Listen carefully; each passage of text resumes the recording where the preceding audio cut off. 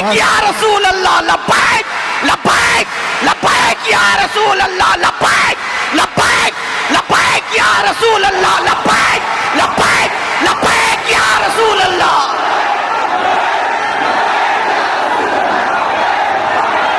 توجہ، اب بات سمجھ میں آ رہی ہے. لوگ ہم سے کہتے ہیں جلسوں میں جانے سے کیا ہوتا ہے. میں یہی کہتا ہوں ایک جملے سے جب اتنی جان آ جاتی ہے، ایک جملے سے جب اتنی جان آ جاتی ہے تو اسی لیے ہماری پوری تقریروں پر پابندی بھی لگتی ہے کہ اسے زیادہ بولنے نہ دو، ورنہ پھر جو برسوں سے بستر پہ پڑے ہوئے ہیں وہ لولے لنگڑے بھی کھڑے ہو جائیں گے.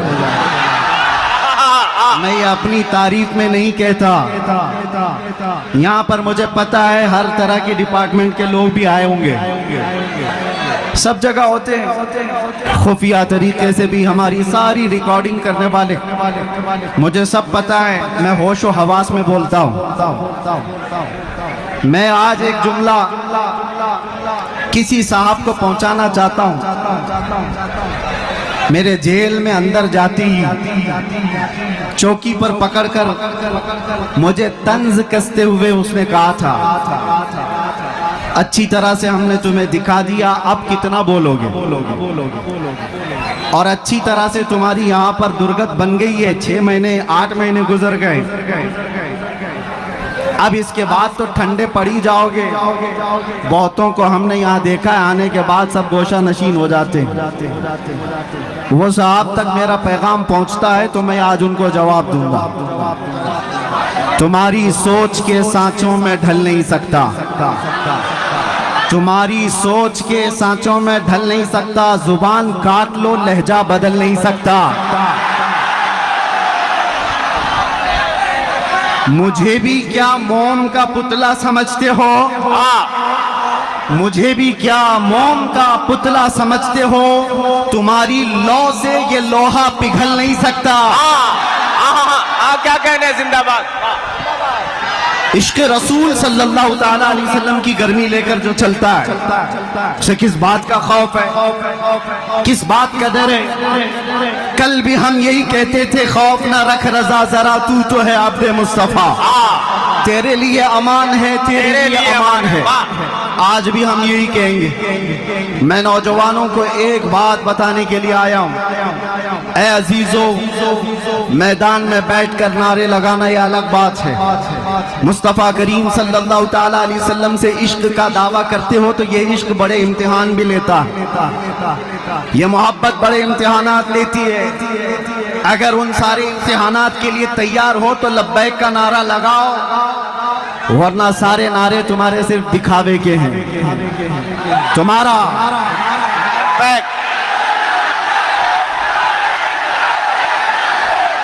لبیک لبیک لبیک یا رسول اللہ لبیک لبیک لبیک یا رسول اللہ لبیک لبیک لبیک یا رسول اللہ. توجہ، آپ سے میں بدگمان بھی نہیں، اڑیسہ والے اور خاص طور پر راور قلعہ والے 2 گھنٹے کے میرے سفر میں ہمارے ساتھ رقیب خان صاحب نے بہت کچھ آپ کی داستانیں سنائی. کئی لوگ اندر جاتے ہیں آتے ہیں، اندر جاتے ہیں آتے ہیں.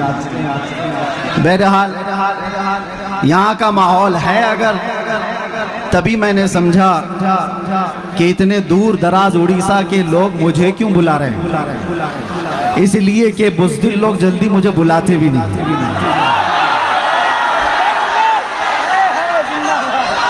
میرے بھائی، سٹیج پہ بیٹھنے سے بھی کئی لوگ کتراتے ہیں، وہ الگ بات ہے. کچھ لوگ نیچے سیلفی لے لیں گے، سٹیج پر بیٹھنے کے لیے میں نے محسوس کیا ہے کئی لوگ ڈرتے ہیں کہ کہیں ہم پر بھی کیس نہ ہو جائے. آپ کو پتہ ہے قریب میں 1.5 سال پہلے کی بات ہے، اتر پردیش میں ایک مولانا صاحب ہمارے ساتھ بیٹھے لبیک لبیک لبیک کہہ رہے تھے. دوسرے دن ان کو تھانے بلا لیا گیا. وہ ڈرے سہمے ہوئے گئے، جو بھی رپورٹ ہوئی رات کو مجھ سے کہنے لگے فون پر کہ حضرت میرے ساتھ تو ایسا ہو گیا، ایسا ہو گیا، ایسا ہو گیا۔ یہ میرے تو اندر جانے سے پہلے کی بات۔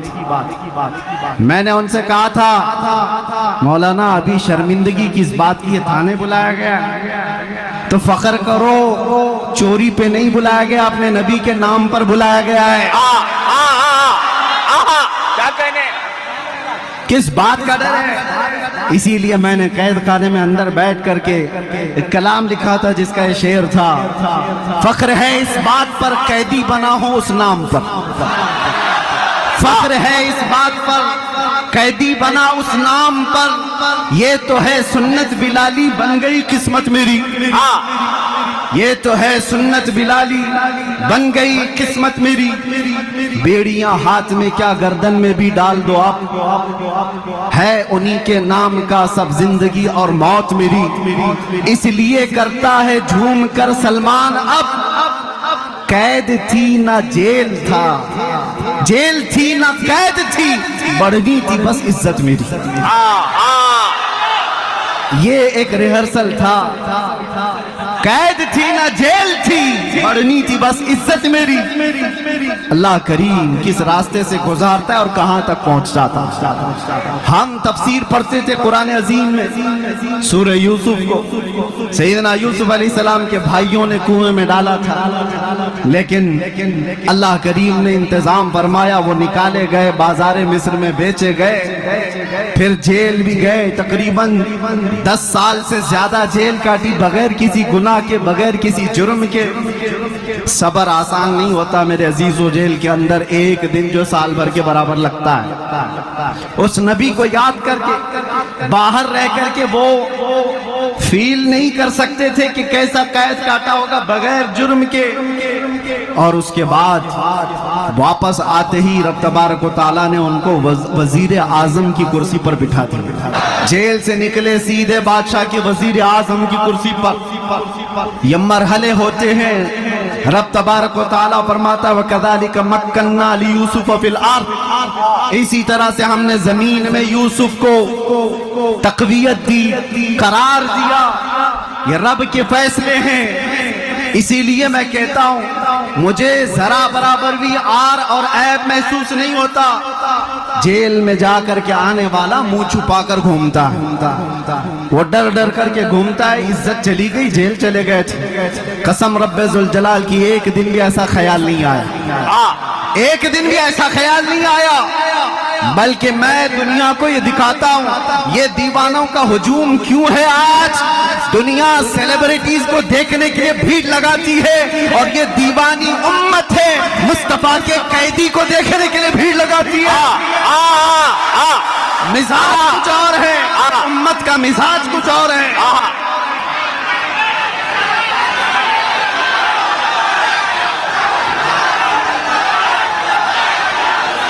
اس لیے بات میں ہمیشہ کہتا ہوں ان کی بات کرو، ہر دل پہ راج کرو۔ اس امت کا مزاج الگ ہے، یہاں صرف چمکنے والے چہرے اور لالی پاؤڈر کے دیوانے ہی نہیں ملتے۔ ہو سکتا ہے ہمارے جوان تھوڑے انٹرٹینمنٹ کے چکر میں گلیمر کی دنیا کے پیچھے بھاگ جاتے ہوں گے، لیکن ان کا دل چیر کر کے دیکھو تو اس گلیمر کو یہ کسی نہ کسی دن لات مارتے ہیں، اور پھر یہ کہتے ہیں اپنا سب کچھ گنبد خضرا کل بھی تھا اور آج بھی، میرے نبی سے میرا رشتہ کل بھی تھا اور بس اس ایمان کی بقا میں چاہتا ہوں میرے عزیزوں، تمہارے سینے میں یہ دھڑکن باقی رہے، یہ عشق مصطفیٰ کی لو جلتی رہے، اور تمہاری زندگی اسی طرح برقرار رہے گی۔ ہزار میٹنگیں کرنے دو خفیہ طریقے سے تمہیں مٹانے کے لیے، اسلام کو ختم کرنے کے لیے بڑے بڑے منصوبے بنانے دو، تنظیمیں بنانے دو، ساری تیاریاں کر لینے دو، ہتھیار خرید لینے دو، سب چیزیں ہو جانے دو، لیکن ایک بات یاد رکھنا، عشق مصطفیٰ صلی اللہ تعالیٰ علیہ وسلم کی گرمی رائی کے دانے کے برابر بھی تمہارے سینوں کے اندر موجود ہوگی تو ساری دنیا کی طاقت مل کر کے بھی تمہارا چہرہ دیکھنے کی ہمت نہیں کر سکے گی، کیا کہنے زندہ باد، تاب نہیں لا سکے گی۔ اسی لیے تو اقبال نے کہا تھا ٹل نہ سکتے تھے جنگ میں اگر اڑ جاتے تھے، پاؤں شیروں کے بھی میدان سے اکھڑ جاتے تھے، حق سے سرکش ہوا کوئی تو بگڑ جاتے تھے، ارے تیغ کیا چیز ہے ہم توپ سے بھی لڑ جاتے تھے۔ یہ ہمارے آبا و اجداد کا شیوا رہا ہے، ہمارے بزرگوں کی جو اسلاف کا طریقہ کار رہا ہے وہ آپ کے سامنے رکھ رہا ہوں۔ آپ کو میں میری پوری تقریریں چھان بین کر کے نکال، ویسے تو آپ سے زیادہ تو گجرات والوں نے نکالا ہے، میرے خیال سے روزانہ صبح سے شام تک تقریری سنتے تھے، ہماری سنتے سنتے نکالے اس میں سے کچھ تو نکالے، نکالتے رہے۔ بہرحال میں ایک بات بتاؤں، پوری تقریروں میں میرے کہیں پر بھی بتاؤ، کیا میں نے تمہیں نیزہ، بندوق، بارود، بم، یہ ساری چیزیں ہتھیار جمع کرنے کے لیے کبھی ایک بار بھی کہا؟ لا کر کے دکھاؤ۔ اس لیے کہ ہم اس غریب نواز کے غلاموں میں سے ہیں جو ہندوستان آئے تھے تو گدڑی پہن کر کے آئے تھے اور آج لاکھوں دلوں پر راج کرتے ہیں۔ وہ کون سا توپ لے کر کے آئے تھے، کون سے بندوقیں اٹھا کر کے آئے تھے؟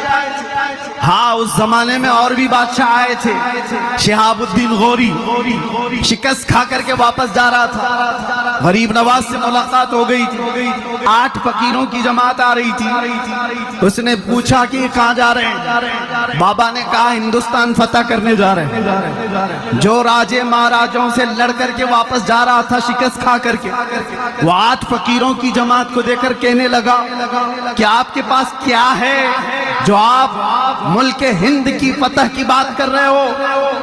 سرکار غریب نواز نے فرمایا تم میں ہم میں فرق یہ ہے تم ہتھیاروں پہ بھروسہ کرتے ہو، ہم اللہ کی ذات پہ بھروسہ رکھتے ہیں۔ میں آپ کو بھی یہی کہتا ہوں، میں نے اپنی تقریروں میں کہیں کوئی چیز جمع کرنے کے لیے نہیں کہا رہے میاں بلیڈ بھی رکھو گے تو آتنکوادی کہلائے، ہمارا تو حال یہی ہے، اور پلاسٹک کی چاقو بھی رکھو گے تو کل نیوز میں آ جائے گا، کل خبر بن جائے گی کہ تمہارے پاس فلاں فلاں چیزیں تھی۔ میں ان تمام باتوں کی طرف نہیں تمہیں لے جانا چاہتا، بس ایک بات ہے جو تمہیں زمین سے اٹھا کر آسمان تک لے جاتی ہے، وہ بات کیا ہے؟ کہ محمد سے وفا تو نے، کہ محمد سے وفا تو نے، تو ہم تیرے ہیں، یہ جہاں چیز ہے کیا؟ لوح و قلم تیرے۔ اہل بیت اطہار کی بات ہے یہاں پر آج میں آپ کے سامنے بتاؤں، یہ آپ کا جلسہ جو ہر سال محرم الحرام میں فضائل اہل بیت پر کیا جاتا ہے، کون ہے وہ اہل بیت؟ حضور پاک صلی اللہ تعالیٰ علیہ وسلم کا وہ گھرانہ جن کی عظمت کی آج ہم قسمیں اٹھاتے ہیں، جن کی پاکی اور بزرگی کی باتیں آج ہم کرتے ہیں، لیکن کیا کبھی آپ نے یہ دیکھا کہ ان کی قربانیاں کتنی؟ اہل بیت میں سے مولا علی کرم اللہ وجہہ الکریم شہید ہیں، بڑے بیٹے امام حسن شہید ہیں، دوسرے بیٹے امام حسین شہید ہیں، نیچے نسل میں آؤ زید ابن علی شہید ہیں، سب ظلمن شہید کیے ہوئے لوگ ہیں۔ اہل بیت کا پورا گھرانہ اسلام کے لیے قربان ہوا۔ اہل بیت کا تذکرہ کرنے سے پہلے ہوش و حواس کے ساتھ آپ سے میں کہنا چاہتا ہوں، دل میں اگر ہمت ہے، جگر ہے تو یہ سنو اور ان کا نام لو، ورنہ بزدلوں کو یہ زیب نہیں دیتا کربلا کی داستان سننا اور سنانا، بزدلوں کا شیوا نہیں ہے یہ۔ کربلا رونے دھونے اور ماتم کرنے کے لیے نہیں سنائے جاتے، کربلا اس لیے سنائے جاتے ہیں کہ بجھے ہوئے دلوں میں ایمان تازہ ہو جائے، 80 سال کا بوڑھا 25 سال کا جوان لگنے لگے، اس کے اندر جذبہ ہو حق کے ساتھ کھڑے ہونے کا اور باطل سے ڈٹ کر مقابلہ کرنے کا۔ یہی اہل بیت اطہار کا میسج ہے ہر زمانے میں میرے عزیزوں۔ میں چند مثالیں آپ کو دوں۔ سیدنا علی مرتضی رضی اللہ تعالیٰ عنہ کو ظلمن شہید کیا گیا کہ نہیں؟ مسجد میں شہید کیا گیا۔ آپ کے بڑے بیٹے سیدنا امام حسن مجتبی رضی اللہ تعالیٰ عنہ کس بات پر؟ زہر دے کر کے شہید کیا گیا ہے۔ ایک بار نہیں 5 بار زہر دیا گیا تھا۔ امام حسن کی انتڑیاں کٹ کر کے منہ سے باہر آتی تھی۔ یہ رسول اللہ کے نواسے کی بات کر رہا ہوں، اور میرے آقا صلی اللہ تعالیٰ علیہ وسلم کے دوسرے نواسے سیدنا امام حسین، ان کا واقعہ تو پوری دنیا بھر میں ایسا مشہور ہے جیسے سورج کی روشنی مشہور ہے۔ امت مسلمہ کیا، دوسرے غیر مذاہب والے بھی جانتے ہیں امام حسین کی شہادت کو۔ 22,000 کا لشکر 82 لوگوں سے کیسے لڑ رہا تھا، بھوکا اور پیاسا رکھ کر کے ان کو تڑپایا جا رہا تھا، ایک ایک بچے کو شہید کر کے، 6 مہینے کے بچوں کو بھی نہیں چھوڑا گیا۔ یہ شہادت کے واقعات سنے ہو کہ نہیں سنے ہو؟ یہ اہل بیت کی قربانیاں میں تمہارے سامنے رکھ رہا ہوں، وہ اس لیے رکھ رہا ہوں کہ اہل بیت کا نام لیتے ہو تو پھر گھر میں گرم روٹیاں اور مرغ کھا کر کے دین کی بات کرنا، یہ اہل بیت کی محبت نہیں، تم سے قربانیاں مانگی جائیں گی۔ اگر تم سچے محب اہل بیت ہو، ہر زمانے کے یزید کے ساتھ لڑنے کی طاقت بھی ہونی چاہیے، ہر فتنوں کے بادشاہ سے مقابلہ کرنے کی طاقت ہونی چاہیے۔ آپ کو پتہ ہے امام حسین مجتبیٰ رضی اللہ تعالیٰ عنہ اپنے جوان بیٹوں کے ساتھ شہید ہوئے ہیں کربلا کے میدان۔ بچہ کون تھا؟ صرف امام زین العابدین بیٹوں، اور اس کے بعد آپ کی اولاد ہوئی۔ امام زین العابدین کے بیٹے تھے سیدنا زید، جو امام باقر کے بھائی ہیں۔ صرف اور صرف 40 سال کی عمر میں وقت کے بادشاہ، اس کے فتنوں کے مقابل میں آپ نے علی اعلان لوگوں کو جگانا شروع کیا۔ رسول اللہ کے گھر والوں کی عادت ہی یہ، وہ دین اسلام پر کبھی دھبا برداشت نہیں کر سکتے۔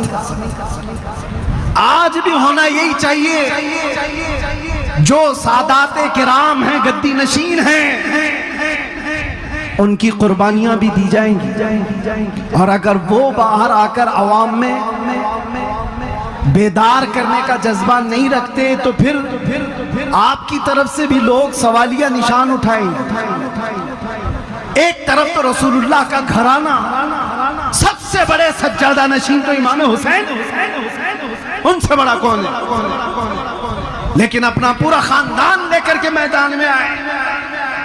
چاہتے اگر وہ تو اپنا گھر بچا کر کے یزید کی طرف سے ہر مہینے انعام بھی لے سکتے تھے، منصب بھی مل سکتا تھا، کوئی کسی شہر کا گورنر بھی بنایا جاتا، لیکن آپ کا مقصد سیاست حاصل کرنا ہی نہیں تھا، خلافت حاصل کرنا ہی نہیں تھا۔ آپ کا مقصد یہ تھا کہ قیامت تک آنے والے مسلمان کبھی کسی ظالم کو امام تسلیم نہ کریں۔ یہ حسینی مزاج ہے۔ آج ہم اپنی مسجدوں میں کیا کسی شرابی کو امام بناتے؟ کیا کسی چور کو امام بناتے؟ نہیں بناتے۔ یہ دیا ہوا مزاج امام حسین کا۔ اگر وہ امام مان لیتے یزید کو تو ہم بھی کہتے ہیں ہماری مسجد کا امام چور زانی ہو جائے تو کیا فرق پڑتا ہے، رسول اللہ کے نواسے جب اس کو امام مان سکتے ہیں۔ اس مزاج کو وہیں پر ختم کیا گیا۔ میں حضرت زید ابن امام زین العابدین کی بات کر رہا ہوں، صرف 40 سال کی عمر میں حکومت کے خلاف جب کھڑے ہوئے تھے، کتنی آزمائشیں ہوئی تھی۔ کوفہ والوں نے ان کو بھی بلایا تھا، 50,000 لوگوں نے حضرت زید کے ہاتھ میں بھی بیعت کی تھی۔ کوفہ والوں کی عادت ہی ہے۔ اور اس کے بعد بنو امیہ کا ظالم بادشاہ ہشام بن عبد الملک آپ کو قتل کروا دیا راستے میں، آپ کا سر الگ کیا گیا، دمشق